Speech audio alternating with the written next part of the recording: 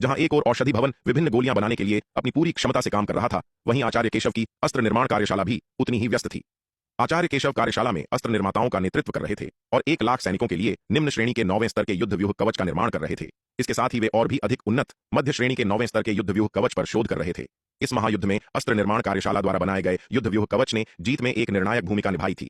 कवच ने मानव सेना की समग्र युद्ध क्षमता को कई गुना बढ़ा दिया था। जब इसे महासुवर्ण युद्ध व्यूह के साथ मिलाया गया तो इस संयुक्त शक्ति ने सेना की ताकत को 10 गुना से अधिक बढ़ा दिया। इसके अलावा कवच ने मानव सेना की सुरक्षा को काफी हद तक मजबूत कर दिया था, जिससे सैनिकों की जान बच सकी थी। यह इसी कवच का प्रताप था कि मानव सेना अंधकार दानव सेना से संख्या में बहुत कम होने के बावजूद अपना दबदबा बनाए रखने में सफल रही। युद्ध व्यूह कवच यकीनन इस जीत के सबसे बड़े कारकों में से एक था। युद्ध के दौरान मानव सेना के अधिकांश युद्ध व्यूह कवच क्षतिग्रस्त हो गए थे, इसलिए अस्त्र निर्माण कार्यशाला को विभिन्न मानव सेनाओं को फिर से सुसज्जित करने के लिए बड़ी मात्रा में नए कवच बनाने पड़े। औषधि और अस्त्र निर्माण कार्यशालाएं दिन रात काम कर रही थीं और यंत्र व्यूह कार्यशाला भी तेज गति से चल रही थी। गुरुज्ञान और गरिमा यंत्र व्यूह कार्यशाला में विशेषज्ञों का नेतृत्व कर रहे थे, जो 24 घंटे विभिन्न ताबीज और व्यूह तैयार कर रहे थे। इस युद्ध में यंत्र व्यूह कार्यशाला का महत्व निस्संद। सबसे पहले यंत्र व्यूह कार्यशाला द्वारा तैयार की गई आरोहण लोक के अंधकार दानव पुतलों की सेना ने इस युद्ध में एक महत्वपूर्ण भूमिका निभाई थी। इसके अलावा कार्यशाला द्वारा बनाए गए महाशक्ति ताबीज, महानव स्वर्ग दिव्य ढाल ताबीज और महास्वर्ण कवच ताबीज जैसे विभिन्न आध्यात्मिक ताबीजों ने भी युद्ध में बहुत महत्वपूर्ण भूमिका निभाई। यद्यपि सबसे उच्च स्तरीय महाशक्ति ताबीज, महानव स्वर्ग दिव्य ढाल ताबीज और महास्वर्ण कवच ताबीज स्वयं विराट द्वारा बनाए गए थे, लेकिन गुरुज्ञान, गरिमा और यंत्र व्यूह कार्यशाला के उच्च स्तरीय विशेषज्ञ उन आध्यात्मिक ताबीजों को भी बना सकते थे जिनका उपयोग दिव्य विकास लोक के प्रारंभिक और मध्य चरण के साधारण योद्धा करते थे। इस युद्ध में यंत्र व्यूह कार्यशाला का महत्व औषधि और अस्त्र निर्माण कार्यशालाओं से किसी भी मायने में कम नहीं था। इन तीनों कार्यशालाओं के अलावा निर्माण कार्यशाला और खजाना विभाग जैसे विभिन्न विभागों ने भी इस युद्ध में बेहद महत्वपूर्ण भूमिका निभाई थी। इस युद्ध में मिली जीत का श्रेय पूरी मानव जाति की एकता और उनके सामूहिक प्रयासों को दिया जा सकता है। औषधि, अस्त्र निर्माण और यंत्र व्यूह कार्यशालाओं को अपने अपने कामों के लिए भारी मात्रा में आध्यात्मिक पत्थरों की आवश्यकता होती है। हालांकि तलवार संप्रदाय और शून्य समाधि महाद्वीप अब पूरी तरह से एक साथ मिलकर काम कर रहे थे और शून्य समाधि महाद्वीप अपनी आध्यात्मिक पत्थर की खदानों से खनन करने का हर संभव प्रयास कर रहा था। फिर भी वहां से मिलने वाले आध्यात्मिक पत्थर तलवार संप्रदाय की रोजमर्रा की जरूरतों को पूरा करने के लिए ही पर्याप्त थे। आखिरकार शून्य समाधि महाद्वीप ने हड्डी दानव वंश के आक्रमण का विरोध करने में वर्षों से जो संसाधन जमा किए थे, वे लगभग पूरी तरह से समाप्त हो चुके थे। शून्य समाधि महाद्वीप पर वर्तमान में जिन आध्यात्मिक पत्थरों का खनन किया जा रहा था, वे ज्यादातर पिछले 10 लाख वर्षों में आध्यात्मिक ऊर्जा के जमा होने से बनी नई खदानों से थे। ये आध्यात्मिक खदानें अपनी गुणवत्ता और मात्रा दोनों में सीमित थीं। शून्य समाधि महाद्वीप पर खनन की वर्तमान गति को देखते हुए ये नई खदानें संभवतः बहुत अधिक वर्षों तक नहीं टिक पाएंगी।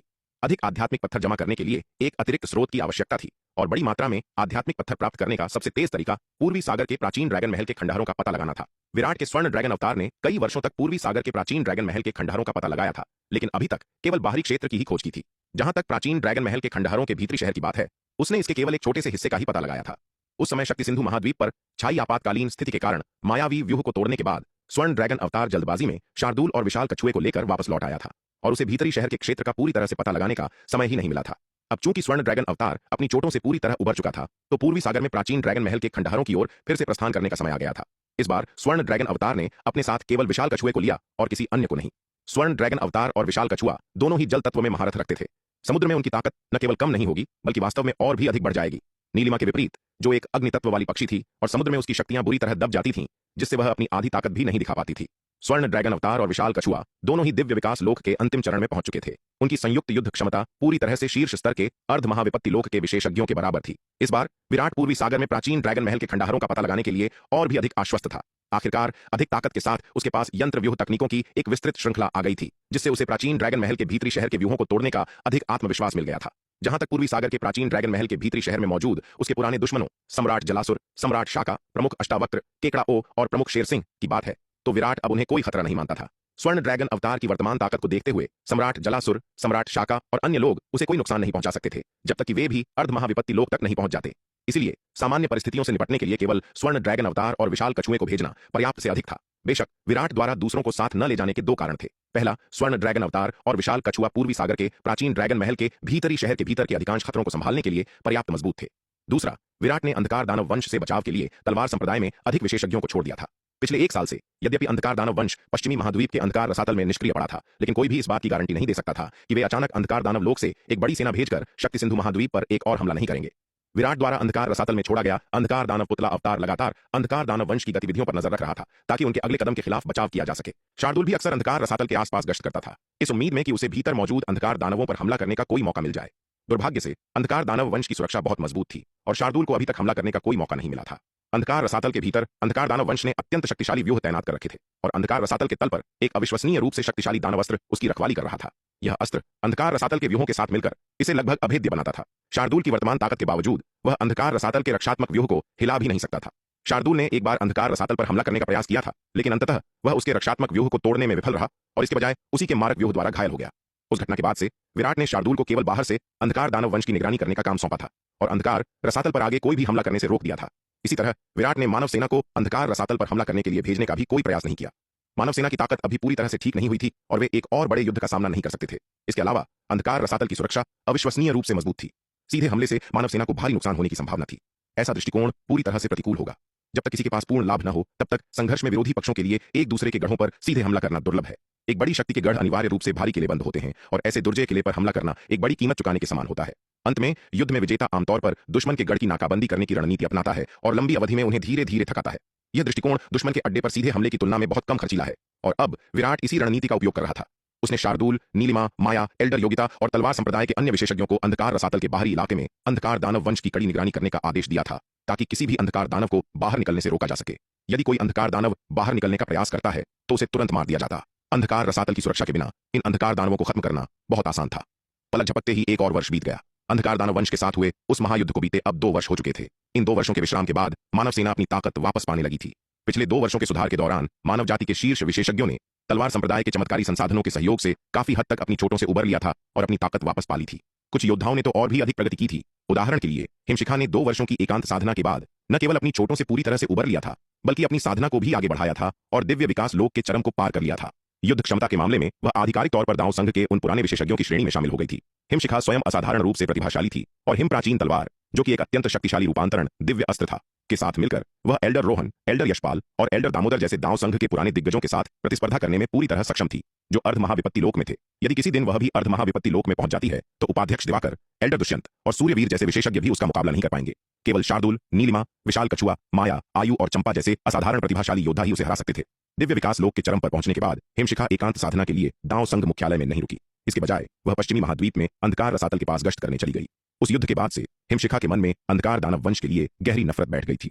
उस युद्ध में बहुत से लोग मारे गए थे, जिनमें से कई उसके दोस्त थे, जैसे जयवर्धन जैसे युवा योद्धा। इनमें से कई करीबी युद्ध साथी थे जिनके साथ हिमशिखा की गहरी मित्रता थी। जयवर्धन और अन्य लोगों को अपनी आंखों के सामने मरते हुए देखना हिमशिखा के लिए एक विनाशकारी झटका था। अंधकार दानव वंश के लिए उसकी नफरत समुद्र जितनी गहरी थी। अपनी चोटों से उबरने के बाद हिमशिखा ने स्वाभाविक रूप से अंधकार दानव वंश को खोजने और इस खून का बदला लेने के लिए हर अवसर की तलाश की। अरे हिमशिखा, अंधकार रसातल के बहुत करीब मत जाना, वरना तुम्हें भारी नुकसान उठाना पड़ेगा। कुछ समय तक अंधकार रसातल के आसपास गश्त करने के बाद हिमशिखा ने पाया कि सभी अंधकार दानव अंदर छिपे हुए थे और बाहर आने से इनकार कर रहे थे। हार न मानने का फैसला करते हुए उसने अंधकार रसातल की ओर बढ़ने का निश्चय किया, लेकिन तभी उसके पास एक भारी गूंजती हुई आवाज सुनाई दी। उस आवाज को सुनकर हिमशिखा को यह देखने की भी जरूरत नहीं पड़ी कि वह कौन है, क्योंकि पूरे शक्ति सिंधु महाद्वीप में केवल वह मूर्ख बाघ ही इस तरह बोलता था। मूर्ख बाघ, मेरे मामलों से तुम्हारा कोई लेना देना नहीं है। हिमशिखा ने मुड़कर शार्दूल की ओर देखा। उसका चेहरा भावहीन था। यद्यपि यह मूर्ख बाघ बहुत मजबूत था, लेकिन वह उससे डरती नहीं थी। हिमशिखा को विश्वास नहीं था कि शार्दूल उस पर हमला करने की हिम्मत करेगा। अगर इस मूर्ख बाघ ने उसे मारने की हिम्मत की तो वह तुरंत जाकर विराट से हिसाब चुकता करेगी। हिमशिखा की बातें सुनकर शार्दूल तुरंत बहुत नाखुश हो गया। उसने इस महिला को दयालुता से याद दिलाया था, लेकिन उसने न केवल इसकी सराहना नहीं की बल्कि उसका अपमान भी किया। यह सच में असहनीय था। अगर कोई और होता तो उसने अपना पंजा घुमाया होता और उसे सबक सिखाया होता कि उसके जैसे बाघ मालिक से कैसे बात करनी चाहिए।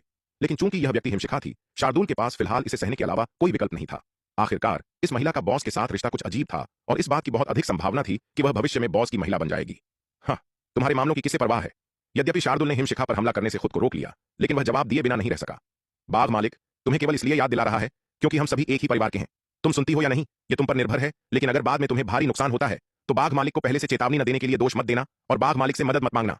यह कहकर शार्दूल ने हिमशिखा को नजरअंदाज कर दिया और अपना सिर हिलाते हुए चला गया। हिमशिखा ने शार्दूल की जाती हुई आकृति को देखा, फिर अंधकार रसातल की दिशा में देखा और एक पल के लिए झिझकी। यद्यपि यह मूर्ख बाघ पसंद करने योग्य नहीं था, लेकिन यह उसे डराने के लिए जानबूझकर ऐसी खतरनाक बातें नहीं कहेगा। उसने केवल यही सुना था कि यह मूर्ख बाघ बहुत दबंग था और दांव संघ के कई उच्च पदस्थ सदस्यों को इसके द्वारा पीटा गया था, लेकिन उसने कभी इस मूर्ख बाघ के झूठ बोलने या किसी को धोखा देने के बारे में नहीं सुना था। इसके अलावा इस मूर्ख बाघ की ताकत को देखते हुए उसे धोखा देने के लिए झूठ बोलने की आवश्यकता नहीं होगी। शायद अंधकार रसातल के भीतर वास्तव में कुछ अज्ञात खतरे हों। जैसे ही हिमशिखा अंधकार रसातल में प्रवेश करने की कोशिश के बारे में झिझक रही थी, अंधकार रसातल के ठीक ऊपर आसमान में अचानक काले बादल छा गए। भारी घुटन भरे बादल ऊपर लटके हुए थे, जो एक अतुलनीय भयानक दबाव छोड़ रहे थे। इन बादलों की गहराई से एक भयानक शक्ति छिपी हुई प्रतीत हो रही थी, जिससे किसी की आत्मा की सबसे गहरी परतों में भी अनैच्छिक रूप से कंपन होने लगा था। यह देखकर हिमशिखा के चेहरे के भाव गंभीर हो गए। उसने आसमान में घने बादलों की ओर देखा। उसके दिल में संदेह रेंगने लगा। आखिर क्या हो रहा था? आसमान अचानक इस तरह कैसे बदल सकता था? यह किसी योद्धा के दिव्य विकास लोक में प्रवेश करने के कारण होने वाली खगोलीय घटना जैसी नहीं लग रही थी। यद्यपि कुछ असाधारण रूप से प्रतिभाशाली योद्धाओं के दिव्य विकास लोक में प्रवेश करने के कारण होने वाली खगोलीय घटनाएं भयानक होती थीं, लेकिन वे भय की ऐसी भावना पैदा नहीं करती थीं, उसके जैसी कोई जो मौत से भी नहीं डरती। आसमान में उन काले घुटन भरे बादलों को देखकर गहरी दहशत और कंपन महसूस कर रही थी। उसे ऐसा महसूस हुए कितने साल बीत गए थे जब से उसने दिव्य विकास लोक में प्रवेश किया था। तब से किसी ने भी उसमें ऐसा डर पैदा नहीं किया था। अंधकार दानव वंश के महाविपत्ति लोक के विशेषज्ञ सेनापति क्रूर ने भी इतना भयानक दबाव नहीं डाला था। शार्दुल अपना बड़ा सा प्यारा सिर हिलाते हुए हिमशिखा के पास से निकलने ही वाला था कि तभी उसने अचानक अंधकार रसातल के ऊपर भयानक खगोलीय घटना की ओर देखा। उन काले घुटन भरे बादलों को देखकर शार्दुल की आंखों में घोर आश्चर्य का भाव आ गया। क्या ऐसा हो सकता है कि कोई महाविपत्ति लोक में प्रवेश करने वाला है? उसकी जन्मजात यादों में ऐसा लगता था कि केवल महाविपत्ति लोक में प्रवेश करने पर ही ऐसी भयानक खगोलीय घटनाएं उत्पन्न होती हैं। दिव्य विकास लोक से महाविपत्ति लोक में प्रवेश करना उन योद्धाओं के लिए पूरी तरह से अलग है जो उच्च लोकों में प्रवेश करते समय दिव्य विकास लोक में नहीं थे। यद्यपि दिव्य विकास लोक से पहले उच्च लोकों में प्रवेश करने पर भी खगोलीय घटनाएं उत्पन्न होती हैं, लेकिन ये घटनाएं योद्धा को नुकसान नहीं पहुंचाती हैं। हालांकि महाविपत्ति लोक में प्रवेश पूरी तरह से अलग है। महाविपत्ति लोक में प्रवेश करने वाला योद्धा न केवल अपने स्वयं के लोक की बेड़ियों को तोड़ता है, बल्कि उसे आकाशीय विपत्ति की परीक्षा का भी सामना करना पड़ता है। इस सफलता से उत्पन्न होने वाली खगोलीय घटनाएं अब केवल खगोलीय घटनाएं नहीं, बल्कि भयानक आकाशीय विपत्तियां हैं। इन भयानक खगोलीय घटनाओं को देखते हुए यह बहुत संभव है कि यह वह पौराणिक आकाशीय विपत्ति है जो तब उत्पन्न होती है जब कोई योद्धा महाविपत्ति लोक में प्रवेश करता है। यह सोचकर शार्दुल की आंखों में एक गंभीर भाव आ गया। यदि अंधकार रसातल में कोई अंधकार दानव वास्तव में महाविपत्ति लोक में प्रवेश करता है तो शक्ति सिंधु महाद्वीप के लिए यह अच्छी खबर नहीं है। सेनापति क्रूर के साथ अपनी लड़ाई के बाद शार्दुल स्पष्ट रूप से समझ गया था कि महाविपत्ति लोक में एक अंधकार दानव वास्तव में कितना भयानक होता है। यद्यपि अपनी वर्तमान ताकत के साथ यह जरूरी नहीं कि उस अंधकार दानव से डरे जिसने अभी अभी महाविपत्ति लोक में प्रवेश किया हो, लेकिन अंधकार दानव वंश में एक और महाविपत्ति लोक के विशेषज्ञ का जुड़ना अंततः शक्ति सिंधु महाद्वीप के लिए हानिकारक होगा। क्या उसे इसे रोकने के लिए हस्तक्षेप करना चाहिए? इस पल शार्दुल झिझकने लगा। यद्यपि अंधकार रसातल की सुरक्षा बेहद मजबूत थी, यहां तक कि इसकी ताकत के साथ भी सीधा हमला व्यर्थ होगा। हालांकि अंधकार रसातल पर हमला करने से अंधकार दानव की प्रगति में बाधा आ सकती है, जिससे वह अपने महाविपत्ति लोक के प्रयास में विफल हो सकता है। इसे अंधकार रसातल की सुरक्षा को तोड़ने की उम्मीद नहीं थी। अंधकार दानव की प्रगति को बाधित करना ही काफी होगा। जैसे ही शार्दुल कार्य करने वाला था, हरे वस्त्रों में एक आकृति चमक उठी और उसके बगल में प्रकट हुई। मालिक, आप यहाँ हैं। हरे वस्त्रों वाली आकृति को देखकर शार्दुल बहुत खुश हुआ और तुरंत चापलूसी भरे भाव से पुकारा, शार्दुल, जल्दबाजी मत करो। विराट ने शार्दुल का सिर थपथपाया। उसके भाव गंभीर थे। इतने वर्षों तक शार्दुल के साथ रहने के बाद वह इसके स्वभाव को बहुत अच्छी तरह से जानता था। उसे डर था कि शार्दुल लापरवाही से काम करेगा। यही कारण था कि जब उसके पुतले अवतार ने अंधकार रसातल के ऊपर अजीब घटना देखी तो वह उसे रोकने के लिए तुरंत वहां पहुंच गया। आज का विराट अब वह अनजान देहाती नहीं रहा था जो वह कभी हुआ करता था। उसके निर्मल अवतार ने इन वर्षों में तलवार संप्रदाय के शास्त्र भंडार में पढ़ने में अपना लगभग सारा समय बिताया था और अनगिनत क्लासिक ग्रंथों को आत्मसात किया था। महाविपत्ति लोक में प्रवेश करने वाले योद्धाओं की परिस्थितियों के बारे में विराट को बहुत स्पष्ट समझ थी। जब कोई योद्धा महाविपत्ति लोक में प्रवेश करता है तो जिस विपत्ति का वे सामना करते हैं उसे केवल स्वयं योद्धा ही सहन कर सकता है। कोई और हस्तक्षेप नहीं कर सकता। यदि अन्य लोग हस्तक्षेप करते हैं, चाहे वे विपत्ति का विरोध करने में मदद करने की कोशिश कर रहे हों या योद्धा की विपत्ति में हस्तक्षेप करने की कोशिश कर रहे हों, तो वे विपत्ति को क्रोधित कर देंगे और उन पर अंधाधुंध हमला किया जाएगा। यदि शार्दुल इस समय अंधकार रसातल पर हमला करता तो विपत्ति द्वारा इसे हस्तक्षेप माना जा सकता था और इस प्रकार उस पर अंधाधुंध हमला किया जाता। यद्यपि शार्दुल वर्तमान में बहुत मजबूत है, पूरी तरह से एक सच्चे महाविपत्ति लोक के विशेषज्ञ के बराबर है, विराट ने कभी भी एक सच्ची विपत्ति नहीं देखी है और उसकी शक्ति की सीमा को नहीं जानता है। स्वाभाविक रूप से वह शार्दुल को ऐसा जोखिम नहीं लेने देगा। यदि शार्दुल अंधकार दानव की विपत्ति में हस्तक्षेप करता है और अंततः विपत्ति के हमले के तहत मारा जाता है तो यह भयानक होगा। यहां तक कि अगर शार्दुल ने सफलतापूर्वक अंधकार दानव की विपत्ति में हस्तक्षेप कर भी लिया तो भी ऐसा परिणाम विराट को स्वीकार्य नहीं होगा। विराट के दिल में शार्दुल महाविपत्ति लोक में किसी अंधकार दानव वंश के सदस्य की तुलना में अनगिनत गुना अधिक महत्वपूर्ण था। मालिक, क्या हम बस उसे इस तरह सफलतापूर्वक अपनी विपत्ति को पार करते हुए देखने वाले हैं? विराट के शब्दों को सुनकर शार्दुल तुरंत उसका अर्थ समझ गया। उसने अंधकार रसातल की ओर देखा और कुछ अनिच्छा से कहा, उसे करने दो। महाविपत्ति लोक में अंधकार दानव वंश का सदस्य समग्र स्थिति में कोई निर्णायक भूमिका नहीं निभाएगा। हमने तो सेनापति क्रूर जैसे शीर्ष स्तर के महाविपत्ति लोक के अंधकार दानव विशेषज्ञों को भी मार डाला है, तो हम एक नए पदोन्नत महाविपत्ति लोक के अंधकार दानव सदस्य से क्यों डरेंगे? विराट ने शार्दुल का सिर थपथपाया और मुस्कुराते हुए उसे दिलासा दिया। इसके अलावा महाविपत्ति लोक में उसका प्रवेश हमें उसके अनुभव से देखने और सीखने का मौका देता है। विराट मुड़ा और अंधकार रसातल की ओर देखते हुए कहा, वर्तमान शक्ति सिंधु महाद्वीप में अर्ध महाविपत्ति लोक में काफी विशेषज्ञ हैं। तलवार संप्रदाय के तेजी से विकास के साथ ये योद्धा अंततः अपनी विपत्तियों को पार करने और महाविपत्ति लोक में प्रवेश करने के बिंदु तक पहुंच जाएंगे। हालांकि चूंकि तलवार संप्रदाय में किसी ने भी पहले महाविपत्ति लोक में प्रवेश नहीं किया था, इसलिए इस प्रक्रिया के साथ उनका अनुभव पूरी तरह से खाली था। उन्हें बिल्कुल अंदाजा नहीं था कि विपत्ति कितनी शक्तिशाली होगी, क्या स्थितियां उत्पन्न हो सकती हैं या इससे कैसे निपटना है। इस अज्ञात मामले के बारे में पूरे तलवार संप्रदाय को स्वयं विराट से लेकर साधारण योद्धाओं तक महाविपत्ति लोक में प्रवेश करने का कोई भरोसा नहीं था। इसलिए महाविपत्ति लोक में प्रवेश को व्यक्तिगत रूप से देखने में सक्षम होना विराट और तलवार संप्रदाय के अर्ध महाविपत्ति लोक के योद्धाओं के लिए एक दुर्लभ अनुभव था। इस दृष्टिकोण से भी विराट अंधकार दानव वंश के सदस्य की विपत्ति में हस्तक्षेप या बाधा नहीं डालना चाहता था। जैसा कि उसने कहा, भले ही इस अंधकार दानव वंश के सदस्य ने सफलतापूर्वक महाविपत्ति लोक में प्रवेश कर लिया हो, लेकिन समग्र स्थिति में निर्णायक भूमिका निभाना उसके लिए मुश्किल होगा। जब तक कि अंधकार दानव वंश करोड़ों आरोहण लोक सैनिकों या लाखों दिव्य विकास लोक सैनिकों को नहीं जुटा लेता, तब तक शक्ति सिंधु महाद्वीप के लिए कोई वास्तविक खतरा नहीं था।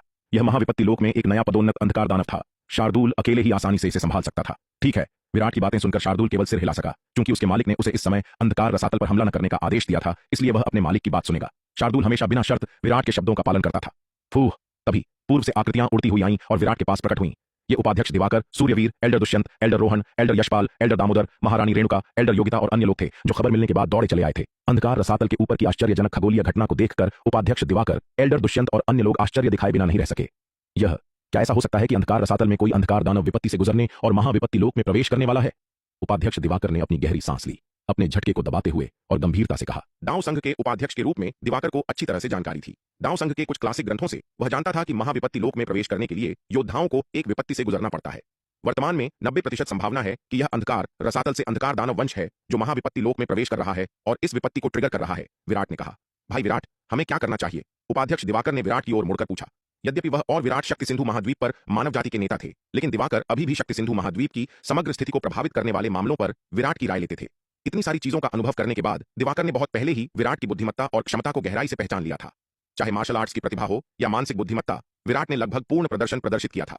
यहां तक कि दिवाकर जैसा चतुर व्यक्ति भी विराट में एक भी खामी नहीं ढूंढ पाया था। इस संबंध में दिवाकर ने तहे दिल से विराट की प्रशंसा की।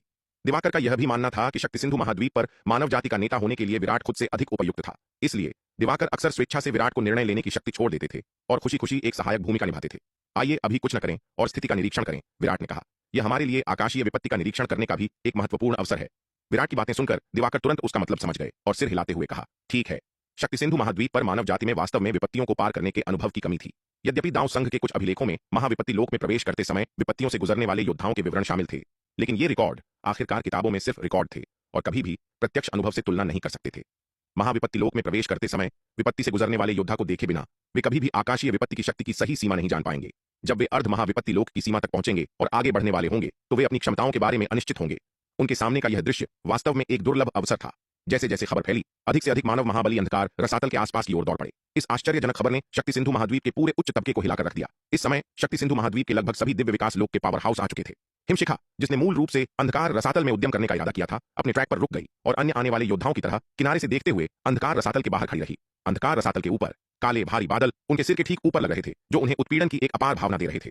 जैसे जैसे बादल घने होते गए, उनसे निकलने वाला दबाव और भी भयानक होता गया और बादल घूमने लगे। अंततः इन घूमते बादलों ने एक विशाल भंवर का रूप ले लिया। भंवर के भीतर बैंगनी रंग की बिजली की मोटी किरणें उभरने लगीं। बादलों से बना भंवर तेजी से और तेजी से घूमता रहा और इसके भीतर लगातार बिजली की विशाल किरणें चमकती रहीं। अंधकार रसातल के बाहर विराट, उपाध्यक्ष दिवाकर, सूर्यवीर, एल्डर दुष्यंत और अन्य लोग अंधकार रसातल के ऊपर का दृश्य देख रहे थे। इस समय हर किसी को अपने दिलों पर एक भारी दबाव महसूस हो रहा था। उत्पीड़न की भारी भावना ने उन्हें ऐसा महसूस कराया जैसे वे लगभग सांस नहीं ले पा रहे थे। क्या यही वह पौराणिक विपत्ति बादल है? विराट ने अंधकार रसातल के ऊपर भयानक खगोलीय आभा को देखा। उसकी आंखों में सदमे का भाव आ गया। यद्यपि उसने किताबों में आकाशीय विपत्तियों के बारे में पढ़ा था, लेकिन इस दृश्य को प्रत्यक्ष रूप से देखने से वह अभी भी आकाशीय शक्ति की भयानक आभा से पूरी तरह से स्तब्ध था। बूम! अंधकार रसातल के ऊपर काले बादलों में गड़गड़ाहट के साथ बिजली कड़की। काले बादलों के भंवर से बिजली की एक विशाल किरण फूटी, जो अंधकार रसातल के तल की ओर टकराई। बिजली की इस विशाल किरण में अपार शक्ति थी। दूर से भी हर कोई इसमें समाहित भयानक शक्ति को महसूस कर सकता था। महाविपत्ति लोक में प्रवेश करने वाले योद्धा आमतौर पर कई आकाशीय बिजली के हमलों को सहन करते हैं, जिनमें से प्रत्येक पिछले वाले की तुलना में अधिक शक्तिशाली होता है। केवल इस पहली किरण में ही इतनी शक्ति थी जो आकाशीय विपत्ति के शुद्ध आतंक को प्रदर्शित करती थी। एक साधारण अर्ध महाविपत्ति लोक का योद्धा संभवतः ऐसे भयानक हमले से या तो मर जाएगा या गंभीर रूप से घायल हो जाएगा। कई और हमलों का सामना करना तो दूर की बात है। कोई आश्चर्य नहीं कि महाविपत्ति लोक में प्रवेश करने वाले योद्धाओं के लिए सफलता दर अविश्वसनीय रूप से कम है। इस आकाशीय विपत्ति की शक्ति वास्तव में भयानक है। अंधकार रसातल के तल पर असुर सांप ने आसमान में विपत्ति के बादलों की ओर देखा। उसका चेहरा अत्यधिक गंभीरता से भरा हुआ था। यद्यपि वह भैरव कबीले का एक असाधारण रूप से प्रतिभाशाली मार्शल आर्ट्स कौतुक था, फिर भी वह इतनी भयानक विपत्ति के सामने लापरवाह होने की हिम्मत नहीं कर सकता था। बूम! बैंगनी रंग की बिजली की एक विशाल किरण ने असुर सांप को जोर से मारा। इस बिजली की किरण का सामना करते हुए असुर सांप ने कुछ नहीं किया, बस इसे खुद पर प्रहार करने दिया। यद्यपि बिजली की इस किरण की शक्ति मजबूत थी, लेकिन यह उसके लिए कुछ भी नहीं थी। असुर सांप ने सीधे इस बिजली की किरण का सामना करने के लिए अपने भौतिक शरीर का उपयोग किया। अपने अविश्वसनीय रूप से मजबूत शारीरिक बचाव पर भरोसा करते हुए असुर सांप सुरक्षित रूप से इस विपत्ति से पार हो गया। हालांकि यद्यपि उसने पहली विपत्ति का आसानी से सामना कर लिया, लेकिन असुर सांप तनिक भी आराम करने की हिम्मत नहीं कर सका। वह अच्छी तरह जानता था कि पहली बिजली की किरण सिर्फ एक शुरुआत थी। बिजली की अगली किरणें असली परीक्षा थीं। असुर सांप ने आसमान में घूमते काले बादलों की ओर देखा। उसका चेहरा गंभीरता से भरा हुआ था। उसे बिल्कुल भी अंदाजा नहीं था कि महाविपत्ति लोक में प्रवेश करने के लिए उसे कितनी आकाशीय बिजली की किरणों का सामना करना पड़ेगा। महाविपत्ति लोक में प्रवेश करते समय विपत्ति परीक्षणों से गुजरने वाले योद्धाओं के लिए यह अनुभव प्रत्येक योद्धा के लिए बहुत भिन्न होता है। कुछ कमजोर योद्धा परीक्षण समाप्त होने से पहले बिजली की केवल एक किरण का सामना कर सकते हैं। हालांकि कुछ अविश्वसनीय रूप से प्रतिभाशाली मार्शल आर्ट्स कौतुक प्रथम विपत्ति लोक में प्रवेश करते समय भी आकाशीय बिजली की 9 किरणों का सामना करते हैं। एक योद्धा की प्रतिभा जितनी अधिक असाधारण होगी, महाविपत्ति लोक में प्रवेश करते समय उन्हें उतने ही अधिक गंभीर विपत्ति परीक्षणों का सामना करना पड़ेगा। बेशक यदि कोई विपत्ति पर सफलतापूर्वक विजय प्राप्त कर लेता है तो बिजली की अधिक किरणों का सामना करने से प्राप्त होने वाले लाभ भी उतने ही अधिक होते हैं। एक प्रथम विपत्ति लोक के विशेषज्ञ के बीच कोई तुलना नहीं है जिसने बिजली की एक किरण का सामना किया है और जिसने 9 का सामना किया है। एक प्रथम विपत्ति लोक का विशेषज्ञ जिसने 9 बिजली की किरणों का सामना किया है, संभवतः 9 का सामना करने वाले एक शीर्ष विशेषज्ञ के खिलाफ एक भी वार नहीं टिक पाएगा। बूम! आकाश में विपत्ति के बादलों से आकाशीय बिजली की दूसरी किरण तेजी से नीचे उतरी, जो असुर सांप की ओर भयंकर रूप से टकराई। इस बिजली की किरण की शक्ति पहली वाली से दोगुनी थी। यह देखकर असुर सांप ने इसे अपने खाली हाथों से सहने की हिम्मत नहीं की। उसने अपना हाथ घुमाया, एक बड़ा चाकू निकाला और आने वाली बिजली की किरण पर प्रहार किया। यह क्लीवर एल्डर द्रोण द्वारा उसे प्रदान किया गया विपत्ति पार करने वाले स्तर का एक दिव्य अस्त्र था, जिसे विशेष रूप से उसकी विपत्ति को पार करने के लिए डिजाइन किया गया था। विपत्ति के दौरान एक अच्छा हथियार होने से बहुत फर्क पड़ता है। तुम क्लीवर बिजली से टकराया और एक और गगनभेदी गर्जना हुई। असुर सांप के पूरी ताकत के प्रहार के तहत बिजली की शक्ति पूरी तरह से बेअसर हो गई। लेकिन यह अंत नहीं था। थोड़ी देर बाद आसमान में विपत्ति के बादलों से बिजली की तीसरी किरण नीचे गिरी। असुर सांप ने एक बार फिर अपनी पूरी ताकत से बिजली की इस किरण पर प्रहार किया। हालांकि बिजली की तीसरी किरण दूसरी से दोगुनी शक्तिशाली थी। इस बार असुर सांप इसकी शक्ति को पूरी तरह से रोकने में असमर्थ रहा। यद्यपि उसके प्रहार ने आकाशीय बिजली की अधिकांश शक्ति को नष्ट कर दिया था, लेकिन एक छोटा सा हिस्सा अभी भी उसे लगा। यहां तक कि बिजली के इस छोटे से हिस्से ने भी उसके शारीरिक बचाव को भेद दिया था, जिससे काफी चोट आई। असुर सांप का चेहरा पीला पड़ गया जब उसने आसमान में मंडराते विपत्ति के बादलों की ओर देखा। लानत है, यह अभी खत्म नहीं हुआ है। विपत्ति के बादलों के भीतर पैदा हो रही भयानक शक्ति को महसूस करते हुए असुर सांप की रीढ़ में सिहरन दौड़ गई। बूम! काफी देर बाद आकाशीय बिजली की चौथी किरण फिर से नीचे गिरी। चौथी किरण तीसरी से दोगुनी शक्तिशाली थी। भयानक बिजली को आते देख असुर सांप लापरवाह होने की हिम्मत नहीं कर सका और तुरंत अपनी पूरी शक्ति का उपयोग करते हुए किरण पर प्रहार किया। इस बार हालांकि असुर सांप के पूरी ताकत के प्रहार ने बिजली की शक्ति के केवल एक छोटे से हिस्से को ही नष्ट किया। बची हुई अधिकांश बिजली उसे लगी। इस अविश्वसनीय रूप से शक्तिशाली आकाशीय बिजली के भयानक प्रहार के तहत असुर सांप तुरंत फट गया और गंभीर रूप से घायल हो गया। लेकिन बिजली गिरने के बाद भी आसमान में विपत्ति के बादल अभी भी गायब नहीं हुए थे। इस पर असुर सांप के भाव काफी बदल गए। लानत है, क्या तुम मुझसे मजाक कर रहे हो? अभी और भी है। असुर सांप कोसने के अलावा कुछ नहीं कर सका। बिजली की चौथी किरण ने पहले ही उसे लगभग मार डाला था और अभी और भी आना बाकी था। इस समय असुर सांप को किसी और चीज की परवाह नहीं थी। उसने जल्दी से वह निम्न श्रेणी महाविपत्ति दानव शल्क फल निकाला, जिसे उसने अभी तक पूरी तरह से परिष्कृत नहीं किया था, और उसे एक ही घूंट में निगल लिया। असुर सांप ने एल्डर द्रोण द्वारा दिए गए दानव शल्क फल का केवल 2/3 हिस्सा ही परिष्कृत किया था। फिर भी उसने अर्ध महाविपत्ति लोक की बाधा को तोड़ दिया था। उसने निम्न श्रेणी महाविपत्ति दानव शल्क फल के शेष 1/3 हिस्से को परिष्कृत नहीं किया था। सौभाग्य से इस निम्न श्रेणी महाविपत्ति दानव शल्क फल में अभी भी काफी मात्रा में ऊर्जा बची थी, जिससे वह संभावित रूप से 5वीं आकाशीय विपत्ति से बच सकता था। अन्यथा शेष दानव शल्क फल के बिना वह निस्संदेह 5वीं आकाशीय विपत्ति का सामना करते हुए मर जाता। शेष दानव शल्क फल को निगलने के बाद असुर सांप की चोटें तेजी से ठीक होने लगीं और पहले 4 आकाशीय विपत्तियों का विरोध करने में उसने जो बड़ी मात्रा में जादुई शक्ति का उपभोग किया था, वह भी तेजी से वापस आ रही थी। बस कुछ ही सांसों में असुर सांप की स्थिति अपने चरम पर लौट आई थी। 5वीं आकाशीय विपत्ति को तैयार होने में और भी अधिक समय लगा, जो चाय के पूरे आधे प्याले के समय तक चला। लेकिन स्पष्ट रूप से इस आकाशीय विपत्ति की शक्ति पिछली 4 की तुलना में कहीं अधिक भयानक थी। आकाशीय विपत्ति के टकराने से पहले ही केवल इसकी भयानक आभा ने ही असुर सांप की रीढ़ में सिहरन पैदा कर दी थी। बूम! लंबे समय तक निर्मित होने के बाद आकाशीय बिजली की 5वीं किरण आखिरकार नीचे गिरी। यह विपत्ति पिछली 4 विपत्तियों की संयुक्त शक्ति से दोगुनी शक्तिशाली थी। यह देखकर असुर सांप भयभीत करने का जोखिम नहीं उठा सकता था। वह केवल अपना सर्वश्रेष्ठ प्रदर्शन कर सकता था और बाकी को किस्मत पर छोड़ सकता था। उसने अपनी सारी जादुई शक्ति लगाई, दहाड़ लगाई और अपनी पूरी ताकत से आकाशीय बिजली पर अपनी तलवार से प्रहार किया। एक गगनभेदी गर्जना के साथ असुर सांप के हाथ में मौजूद विशाल तलवार भयानक बिजली के झटके से उसके हाथ से छूट गई। बिजली का बचा हुआ बल सीधे उसके विशाल शरीर पर लगा। बिजली ने असुर सांप के विशाल शरीर में एक बड़ा सा छेद कर दिया। छेद से फव्वारे की तरह बड़ी मात्रा में काला खून बहने लगा। इस क्षण असुर सांप घावों से ढका हुआ था। उसका शरीर जलकर काला हो गया था। उसकी सांसें धीमी पड़ गई थीं और वह मौत के कगार पर था। ऐसा लग रहा था कि वह अपनी अंतिम सांसें लेने वाला है। इस बीच आकाशीय बिजली की 5वीं किरण के टकराने के बाद आसमान में विपत्ति के बादल धीरे धीरे छंटने लगे। असुर सांप जमीन पर लेट गया, अपनी आंखें खोलने के लिए संघर्ष कर रहा था। जब उसने देखा कि विपत्ति के बादल आखिरकार छंट गए हैं, तो वह जबरदस्ती मुस्कुराया। वह आखिरकार विपत्ति से बच गया था और सफलतापूर्वक महाविपत्ति लोक में आगे बढ़ गया था। यद्यपि विपत्ति को पार करने की प्रक्रिया अत्यंत खतरनाक थी, यह मृत्यु के करीब का अनुभव था और उसने लगभग अपनी जान गंवा दी थी। यह सच में एक बहुत करीबी मामला था। यदि आकाशीय बिजली की शक्ति थोड़ी भी अधिक होती तो वह विपत्ति के तहत नष्ट हो जाता। सौभाग्य से उसने दानव शल्क फल को पूरी तरह से परिष्कृत नहीं किया था और एल्डर द्रोण ने उसे महाविपत्ति लोक के दिव्य अस्त्र स्तर का एक दानव अस्त्र दिया था। इन 2 वस्तुओं ने उसे काफी सहायता प्रदान की, जिससे वह विपत्ति से बाल बाल बच गया। उनकी मदद के बिना वह निस्संदेह विपत्ति के तहत मर जाता।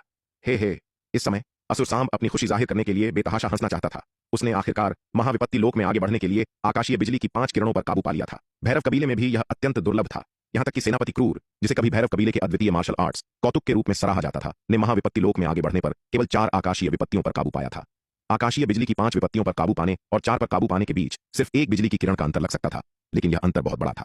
इसका मतलब यह था कि युद्ध क्षमता और मार्शल आर्ट्स की क्षमता दोनों के मामले में वह सेनापति क्रूर से दोगुने से भी अधिक मजबूत था। जो काम सेनापति क्रूर पूरा नहीं कर सका, वह उसके द्वारा पूरा होना तय लग रहा था। असुर सांप का आकाशीय विपत्तियों पर सफलतापूर्वक काबू पाना और महाविपत्ति लोक में आगे बढ़ना तुरंत पूरे अंधकार रसातल में एक जबरदस्त झटके का कारण बना। जनरल सांप सचमुच उल्लेखनीय है। उन्होंने महाविपत्ति लोक में आगे बढ़ने के लिए आकाशीय बिजली के 5 प्रहार सहे हैं। वास्तव में यह अविश्वसनीय है। हमारे भैरव कबीले के पूरे इतिहास में भी ऐसा कारनामा दुर्लभ है। मैंने सुना है कि जनरल क्रूर, जिन्हें भैरव कबीले के सबसे उत्कृष्ट मार्शल आर्ट्स कौतुक के रूप में सराहा जाता था, ने भी आकाशीय बिजली के 4 प्रहारों को पार करने के बाद ही महाविपत्ति लोक में प्रवेश किया था। अब ऐसा लगता है कि जनरल सांप जनरल क्रूर से भी अधिक शक्तिशाली हैं। वह क्रूर क्या है? उस नाकारा व्यक्ति ने हमारे भैरव कबीले को भारी नुकसान पहुंचाया और महा एल्डर के मिशन को पूरा करने में विफल रहा। वह जनरल सांप से कैसे तुलना कर सकता है? ओह नहीं, अब हमें उन्हें जनरल सांप कहना चाहिए। असुर सांप के सफलतापूर्वक महाविपत्ति लोक में आगे बढ़ने से सभी अंधकार दानव सैनिक खुशी और उत्साह से भर गए। विराट का अंधकार दानव पुतला अवतार इन चर्चाओं को सुन रहा था और कुछ गंभीर भाव दिखाए बिना नहीं रह सका। यह अविश्वसनीय है कि सेनापति क्रूर, जो इतना शक्तिशाली था, को महाविपत्ति लोक में प्रवेश करते समय केवल 4 आकाशीय बिजली के प्रहारों का सामना करना पड़ा था। अब असुर सांप ने आकाशीय बिजली के 5 प्रहारों का सामना किया है। एक बार उसका लोक स्थिर हो जाने के बाद वह शायद सेनापति क्रूर से भी अधिक खतरनाक होगा। अंधकार रसातल के बाहर। मालिक, क्या हमें अब कोई कदम उठाना चाहिए? अंधकार रसातल के ऊपर विपत्ति के बादल छंटने के बाद शार्दुल ने विराट की ओर मुड़कर पूछा। रहने दो, तुम यहीं रुको और उनकी गतिविधियों पर नजर रखो। जब तक अंधकार दानव वंश अंधकार रसातल से बाहर नहीं निकलता, तब तक उस पर पहले हमला मत करो। विराट ने सिर हिलाते हुए कहा। शार्दुल ने पहले भी अंधकार रसातल पर हमला करने की कोशिश की थी और उस हमले में लगभग उसकी जान चली गई थी। अंधकार रसातल की सुरक्षा बेहद मजबूत थी। पहले उस पर हमला करना नासमझी होगी और यह केवल शार्दुल को खतरे में डालेगा। विराट नहीं चाहता था कि शार्दुल ऐसा जोखिम उठाए। जहां तक असुर सांप का सवाल है, यद्यपि उसने सफलतापूर्वक महाविपत्ति लोक में प्रवेश कर लिया था, लेकिन विराट बहुत अधिक सावधान नहीं था। सीधे मुकाबले में उसे विश्वास था कि शार्दुल अभी भी उसे दबा सकता है। इसके अलावा शार्दुल के बढ़ने की गति भयानक थी। पूरे असंख्य लोगों में बहुत कम नस्लें थीं जो विकास की गति के मामले में शार्दुल की तुलना कर सकती थीं। शार्दुल पहले से ही असुर सांप से अधिक मजबूत था और लड़ाई जितनी लंबी चलेगी, उनके बीच की खाई उतनी ही चौड़ी होगी। इसलिए विराट असुर सांप के महाविपत्ति लोक में सफलतापूर्वक प्रवेश करने को लेकर केवल थोड़ा सावधान था, लेकिन बहुत अधिक चिंतित नहीं था। ठीक है, विराट की बातें सुनकर शार्दुल केवल सहमति में सिर हिला सका। सच कहूं तो वह अभी भी वास्तव में उस अंधकार दानव से लड़ना चाहता था जिसने महाविपत्ति लोक में प्रवेश किया था। यहां तक कि अब भी शार्दुल और अधिक की लालसा करता था, काश वह महाविपत्ति लोक में कुछ और अंधकार दानवों को निगल पाता। यदि वह महाविपत्ति लोक में कुछ और अंधकार दानवों को निगल सकता, तो शार्दुल को विश्वास है कि वह कुछ ही समय में अर्ध महाविपत्ति लोक में प्रवेश कर सकता है। एक बार जब वह अर्ध महाविपत्ति लोक में प्रवेश कर लेता है, तो पूरे शक्ति सिंधु महाद्वीप में उसका मुकाबला कौन करेगा? शायद अंधकार रसातल भी उसे रोकने में सक्षम न हो। उस स्थिति में वह अंधकार रसातल के माध्यम से तबाही मचा सकता है, अपने रास्ते में आने वाली हर चीज को मार सकता है और शक्ति सिंधु महाद्वीप के छिपे हुए खतरों को पूरी तरह से समाप्त कर सकता है। इसलिए शार्दुल को सख्त उम्मीद है कि महाविपत्ति लोक में प्रवेश कर चुके अंधकार दानव अंधकार रसातल से भाग जाएंगे। केवल अगर महाविपत्ति लोक का एक अंधकार दानव अंधकार रसातल से भाग जाता है, तो उसे निगलने का मौका मिलेगा।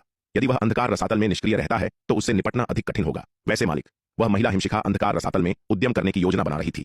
शार्दुल को अचानक कुछ याद आया और उसने विराट से कहा, क्या वह महिला हिमशिखा अंधकार रसातल में उद्यम करना चाहती है?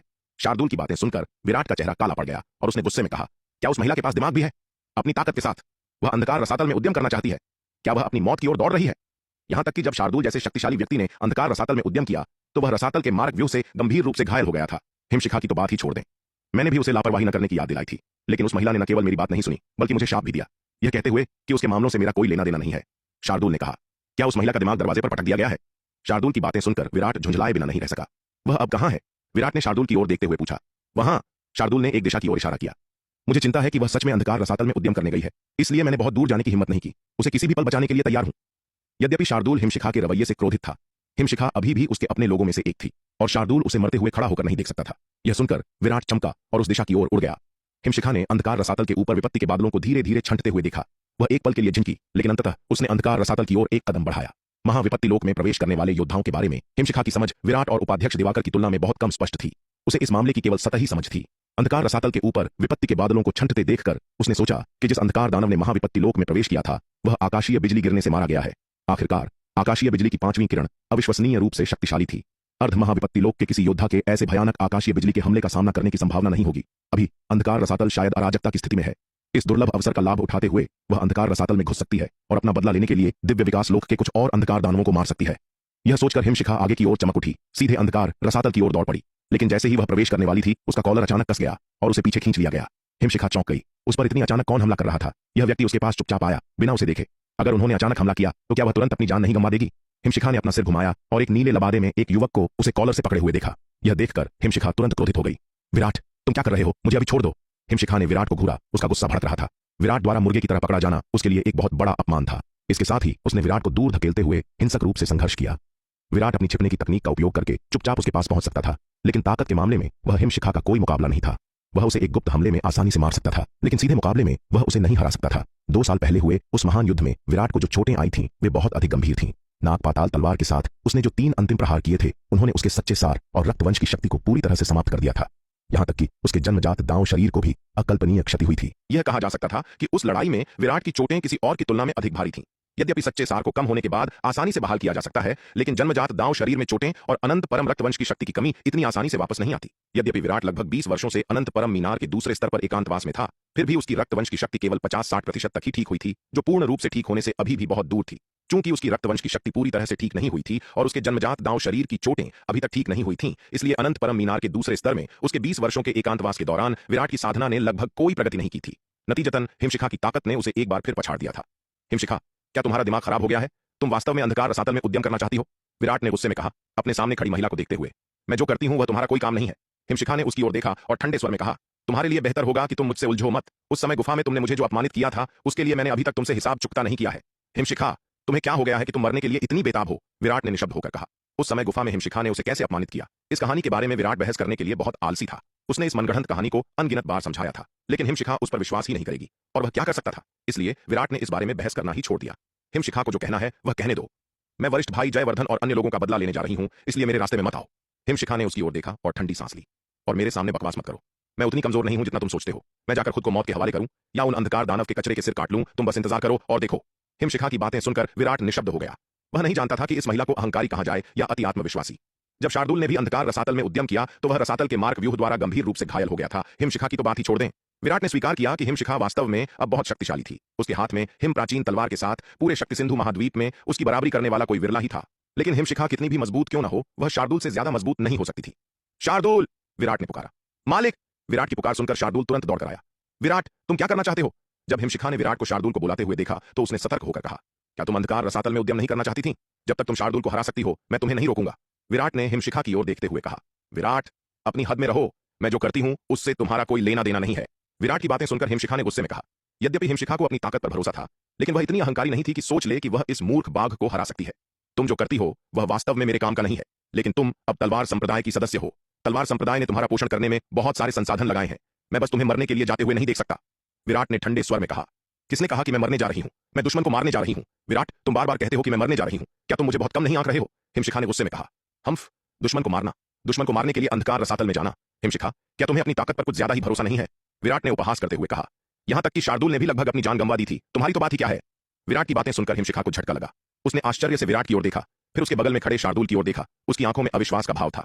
यहां तक कि इस मूर्ख बाघ ने अंधकार रसातल में उद्यम करते हुए लगभग अपनी जान गंवा दी थी। सच में? हिमशिखा वास्तव में इस बारे में नहीं जानती थी। तथ्य तो यह है कि बहुत कम लोग इसके बारे में जानते थे।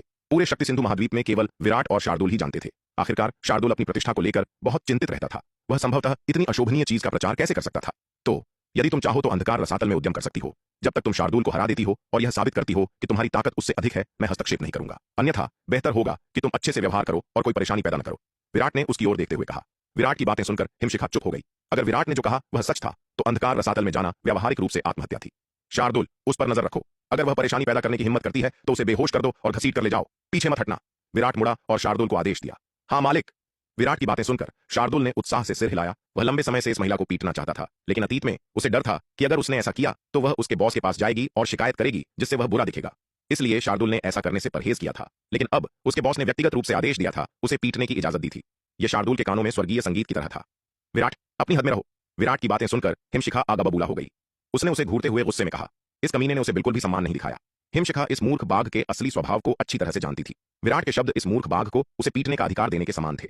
अब से यह मूर्ख बाघ उसके प्रति उतना विनम्र नहीं होगा जितना पहले था, बल्कि उसके साथ हर किसी की तरह व्यवहार करेगा। थोड़ी सी उकसावे पर हिंसा का सहारा लेगा। दांव संघ के पूरे उच्च पदस्थ सदस्यों के बीच ऐसे लोग कम और दूर दूर थे जिन्हें इस मूर्ख बाघ ने नहीं पीटा था। यह सोचकर कि वह भी एक दिन उनमें से एक बन सकती है, हिमशिखा की रीढ़ में सिहरन दौड़ गई। विराट ने हिमशिखा के गुस्से को पूरी तरह से नजरअंदाज कर दिया और बस मुड़कर चला गया। विराट, तुम वहीं रुक जाओ। हिमशिखा ने गुस्से में चिल्लाते हुए कहा। अगर इस मूर्ख बाघ ने मुझ पर हाथ उठाने की हिम्मत की तो मैं तुमसे मौत तक लड़ूंगी। हालांकि विराट ने उसकी बातों को पूरी तरह से अनसुना कर दिया और बिना पीछे देखे चला गया। जैसे ही हिमशिखा पीछा करने वाली थी, एक सफेद छाया चमक उठी और उसका रास्ता रोक लिया। मूर्ख बाघ, तुम क्या चाहते हो? हिमशिखा ने उसका रास्ता रोकते हुए शार्दुल की ओर देखा। अनजाने में कुछ कदम पीछे हटते हुए और सतर्क होकर कहा। हे बुढ़िया, क्या तुम अंधकार रसातल में उद्यम करने के लिए उत्सुक नहीं थी? तुम आगे बढ़कर कोशिश क्यों नहीं करती? मेरे पंजे मांस का स्वाद लेने के लिए खुजला रहे हैं। शार्दुल ने अपना मनमोहक मूर्ख सिर झुकाया, ठंडी मुस्कान के साथ हिमशिखा की ओर देखते हुए। अब जब उसे अपने बॉस का आदेश मिल गया था तो वह अपने सभी संकोच दूर कर सकता था और पीछे हटना बंद कर सकता था। इस महिला ने पहले उसका बहुत अपमान किया था। अब पुराने और नए सभी हिसाब चुकता करने का समय आ गया था। अगर उसने अंधकार रसातल में उद्यम करने की हिम्मत की तो उसकी मुट्ठियां उस पर दुर्व्यवहार की झड़ी लगा सकती हैं, उसे अपना गुस्सा निकालने के लिए अच्छी तरह से पीट सकती है। मूर्ख बाघ, मैं तुम्हें सलाह देती हूं कि लापरवाही से काम न करो। यह मत सोचो कि मैं तुमसे डरती हूं सिर्फ इसलिए क्योंकि विराट तुम्हारा समर्थन कर रहा है। हिमशिखा ने शार्दुल को घूरते हुए गुस्से में चिल्लाते हुए कहा, अगर तुम नहीं डरती तो जल्दी करो और अंधकार रसातल में उद्यम करो, इतनी बकवास करना बंद करो। शार्दुल ने अपना पंजा हिलाते हुए कहा, यह महिला इतनी बातूनी थी, इतना हंगामा क्यों? बस वही करो जो तुम चाहती हो। उसके पंजे पहले से ही लड़ने के लिए खुजला रहे थे। शार्दुल की बातें सुनकर हिमशिखा ने उसे गुस्से से घूरा। हालांकि शार्दुल की धमकी के तहत उसने अंततः अंधकार रसातल में उद्यम करने की हिम्मत नहीं की। सबसे पहले उसे विश्वास नहीं था कि विराट के शब्द केवल उसे डराने के लिए थे। दूसरा, वह वास्तव में इस मूर्ख बाघ से पिटना नहीं चाहती थी। हिमशिखा को नहीं लगा कि यह मूर्ख बाघ उसके साथ मजाक कर रहा है। अगर उसने अंधकार रसातल में उद्यम करने की हिम्मत की तो यह मूर्ख बाघ निश्चित रूप से विराट के कहने के अनुसार ही करेगा, उसे बेहोश कर देगा और उसे घसीट लेगा। अंत में हिमशिखा ने अंधकार रसातल की दिशा में देखा, फिर मुड़ी और चली गई।